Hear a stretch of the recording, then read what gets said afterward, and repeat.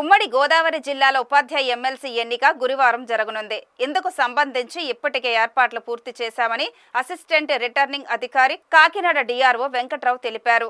ఈ సందర్భంగా ఆయన మాట్లాడుతూ 2 ఉమ్మడి జిల్లాలలో 116 పోలింగ్ కేంద్రాలు ఉండగా 16,737 మంది ఓటర్లు ఉన్నారని తెలిపారు. గ్రామీణ ప్రాంతాలకు సంబంధించి మండలానికి 1, అర్బన్ ప్రాంతంలో మండలానికి 2 పోలింగ్ కేంద్రాలు ఏర్పాటు చేశామన్నారు. ఈ ఎన్నికల్లో 5 అభ్యర్థులు పోటీలో ఉన్నారని, సిట్టింగ్ ఎమ్మెల్సీ షేక్ సాబ్జీ మృతితో ఈ ఉప ఎన్నిక జరుగుతుందని వెంకట్రావు తెలిపారు.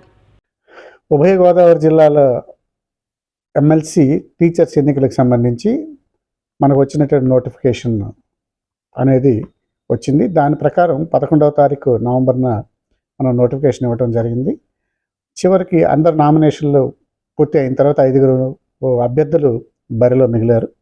వారికి గాను ఎలక్షను రేపు అనగా 5వ తారీఖున 116 పోలింగ్ కేంద్రాల్లో జరుగుతుంది.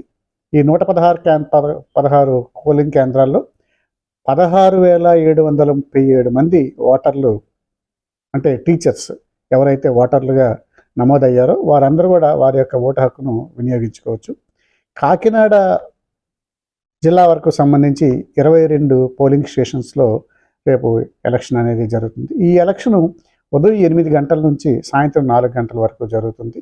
అవి పూర్తి అయిపోయిన తర్వాత ఎలక్షన్ పూర్తి అయిన తర్వాత సంబంధిత పోల్డ్ బ్యాలెట్ బాక్సులన్నీ కూడా మన స్థానికంగా కాకినాడలో ఉన్నటువంటి జేఎన్టీయు కాలేజీలో గ్రౌండ్ ఫ్లోర్లో బిఆర్ అంబేద్కర్ రీడింగ్ రూమ్లో వాటిని భద్రపరచడం జరుగుతుంది. వాటిని మళ్ళీ 9వ తారీఖున అవన్నీ బయటకు తీసి 9వ తారీఖున అక్కడే ఉన్నటువంటి రీడింగ్ రూమ్లో కౌంటింగ్ అనేది జరుగుతుంది. అది కౌంటింగ్ ఉదయం 8 గంటలకి మొదలవుతుంది. అప్పుడు అది మధ్యాహ్నం పూర్తయినంత వరకు ఈ కౌంటింగ్ కంటిన్యూ అవుతుంది.